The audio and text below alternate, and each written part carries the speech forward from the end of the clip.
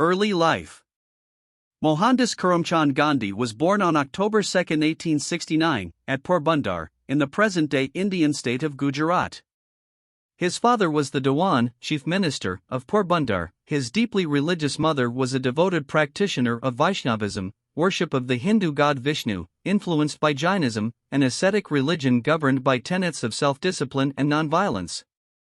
At the age of 19, Mohandas left home to study law in London at the Inner Temple, one of the city's 4 law colleges.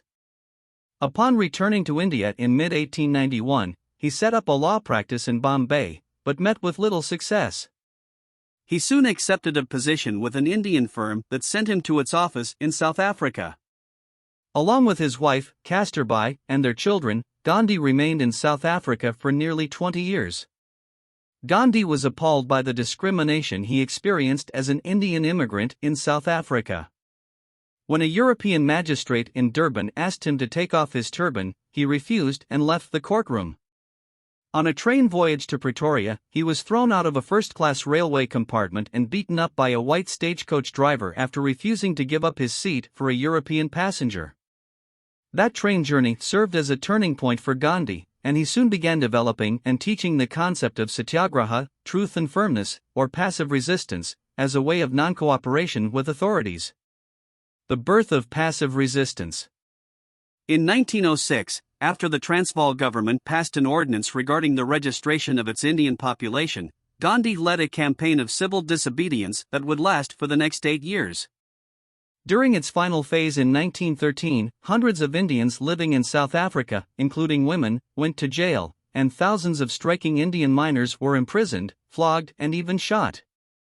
Finally, under pressure from the British and Indian governments, the government of South Africa accepted a compromise negotiated by Gandhi and General Jan Christian Smuts, which included important concessions such as the recognition of Indian marriages and the abolition of the existing poll tax for Indians. In July 1914, Gandhi left South Africa to return to India. He supported the British war effort in World War I but remained critical of colonial authorities for measures he felt were unjust. In 1919, Gandhi launched an organized campaign of passive resistance in response to Parliament's passage of the Rollout Acts, which gave colonial authorities emergency powers to suppress subversive activities. He backed off after violence broke out, including the massacre by British-led soldiers of some 400 Indians attending a meeting at Amritsar, but only temporarily, and by 1920 he was the most visible figure in the movement for Indian independence. Leader of a movement. As part of his non-violent non-cooperation campaign for Home Rule, Gandhi stressed the importance of economic independence for India. He particularly advocated the manufacture of khadar, or homespun cloth, in order to replace imported textiles from Britain. Gandhi's eloquence and embrace of an ascetic lifestyle based on prayer, fasting and meditation earned him the reverence of his followers, who called him Mahatma, Sanskrit for the Great Souled One. Invested with all the authority of the Indian National Congress, Inc. or Congress Party, Gandhi turned the independence movement into a massive organization, leading boycotts of British manufacturers and institutions representing British influence in India, including legislatures and schools. After sporadic violence broke out, Gandhi announced the end of the resistance movement, to the dismay of his followers. British authorities arrested Gandhi in March 1922 and tried him for sedition. He was sentenced to 6 years in prison but was released in 1924 after undergoing an operation for appendicitis. He refrained from active participation in politics for the next several years, but in 1930 launched a new civil disobedience campaign against the colonial government's tax on salt, which greatly affected Indians' poorest citizens. A divided movement. In 1931, after British authorities made some concessions, Gandhi again called off the resistance movement and agreed to represent the Congress Party at the Round Table Conference in London. Meanwhile, some of his party colleagues, particularly Muhammad Ali Jinnah, a leading voice for India's Muslim minority, grew frustrated with Gandhi's methods and what they saw as a lack of concrete gains.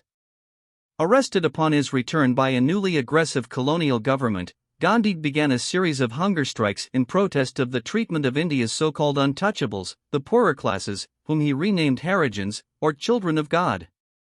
The fasting caused an uproar among his followers and resulted in swift reforms by the Hindu community and the government. In 1934, Gandhi announced his retirement from politics as well as his resignation from the Congress Party, in order to concentrate his efforts on working within rural communities.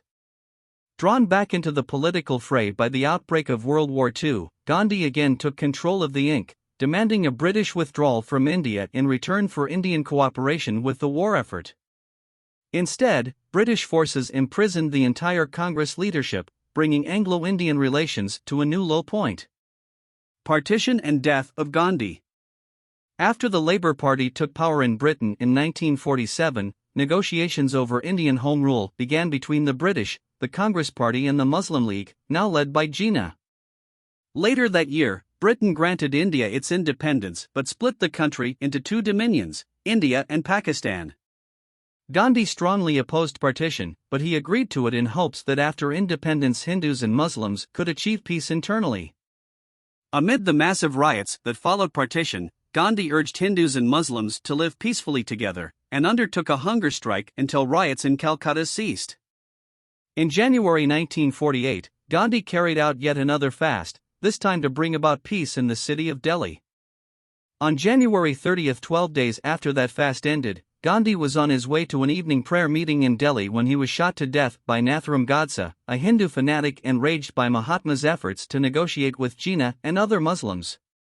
The next day, roughly 1 million people followed the procession as Gandhi's body was carried in state through the streets of the city and cremated on the banks of the holy Jamna River.